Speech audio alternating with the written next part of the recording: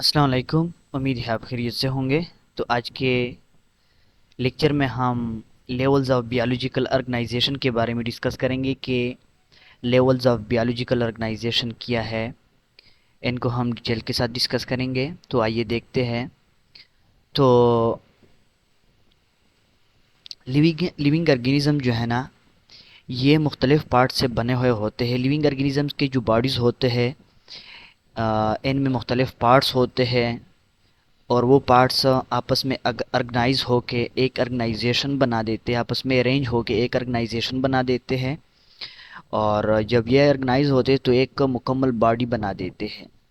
तो अब ये जो ऑर्गेनाइजेशन होता है, इनका ये जो पार्ट्स होते हैं, इन्होंने एक ऑर्गेनाइजेशन बनाया होता है। तो ये ऑर्गेनाइजेशन कौन कौन से पार्ट्स पर मुश्तमिल होता है, कौन कौन से लेवल्स होते हैं इसमें। इसमें क्या क्या होता है, एटम्स होते हैं, एटम्स के बाद मालिक्यूल्स, मालिक्यूल्स के बाद ऑर्गेनेलीज, पेयर सेल्स, सेल्स के बाद टिश्यूज, टिश्यूज के बाद आर्गन, आर्गन के बाद आर्गन सिस्टम, और आर्गन सिस्टम्स के बाद ऑर्गेनिज्म, मल्टीसेलुलर ऑर्गेनिज्म बन जाता है। तो ये इस तरह आपस में मिल के ऑर्गेनाइज होके एक मुकम्मल बॉडी बना देते हैं। और तो अब बारी बारी एक हर एक को डिस्कस करते हैं। तो पहला लेवल जो है ना, ये क्या है, सब एटॉमिक पार्टिकल्स एंड एटम्स। सब atomic particles and atoms, living और नॉन लिविंग थिंग्स जो होते हैं, ये सारे क्या होते हैं, ये सारे एटम से बने हुए होते हैं। और हमें पता है कि एटम जो होता है ये छोटे पार्टिकल से बना हुआ होता है, जिन्हें हम क्या कहते हैं, सब एटॉमिक पार्टिकल्स कहते हैं।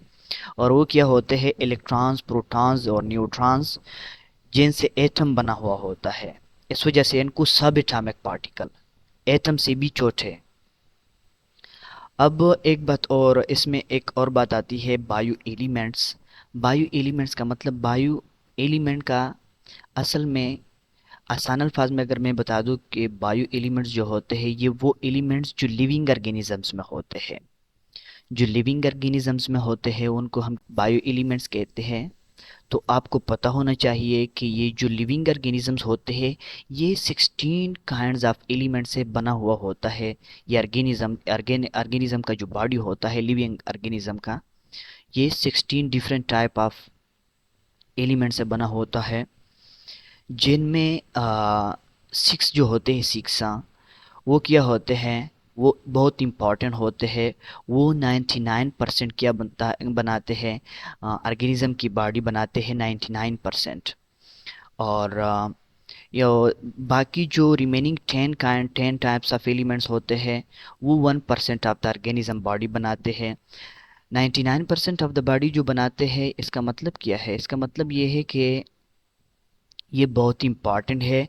इनके बगैर ऑर्गेनिज्म सर्वाइव नहीं कर सकता। और ये जो 1% बनाते हैं, इनमें से अगर प्रेजेंट भी ना हो तो भी ऑर्गेनिज्म सर्वाइव कर सकता है। और फिर तो अब लेवल 2 की तरफ आते हैं। लेवल 2 क्या है, मॉलिक्यूल्स एंड कंपाउंड्स। तो हमें पता है कि एटम्स कंबाइन होते हैं। पहले एटम थे, एटम किससे बने थे, सब एटॉमिक पार्टिकल से बने थे। अब मॉलिक्यूल्स की तरफ आते हैं। मॉलिक्यूल्स, मॉलिक्यूल्स एटम्स कंबाइन होके मॉलिक्यूल्स और कंपाउंड्स बनाते हैं। अब मॉलिक्यूल्स तो होते हैं, लेकिन वो मॉलिक्यूल्स जो ऑर्गेनिज्म में प्रेजेंट होते हैं, लिविंग ऑर्गेनिज्म में प्रेजेंट होते हैं, वो बायो मॉलिक्यूल्स होते हैं।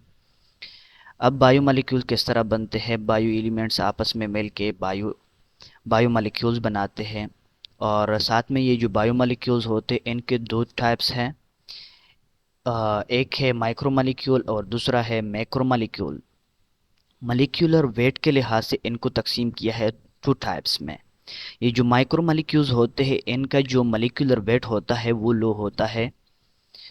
तो उनको हम क्या कहते हैं, माइक्रो मॉलिक्यूल्स कहते हैं। अब इनमें क्या आता है, water, amino acid, glucose etcetera, ये माइक्रो मॉलिक्यूल्स हो गए। मैक्रो मॉलिक्यूल्स वो मॉलिक्यूल्स जिनकी मॉलिक्यूलर वेट जो है वो हाई होता है, ज़्यादा होता है मॉलिक्यूलर वेट।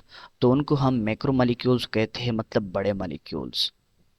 इनके अगर हम एग्जांपल ले लें तो माइक्रो मॉलिक्यूल जैसे कि अमीनो एसिड्स, अमीनो एसिड्स आपस में मिलकर क्या बनाते हैं, प्रोटीन बनाते हैं। तो ये प्रोटीन जो है ना, ये मैक्रो मॉलिक्यूल्स होते हैं। Starch macro molecule, lipids etcetera, ये मैक्रो मॉलिक्यूल्स होते हैं। तो इस लेक्चर में हमने ये दो डिस्कस किए। नेक्स्ट लेक्चर में इंशाल्लाह बाकी जो है ना नेक्स्ट लेक्चर में हम डिस्कस करेंगे। तो उम्मीद है आपको अच्छी तरह समझ में आया होगा।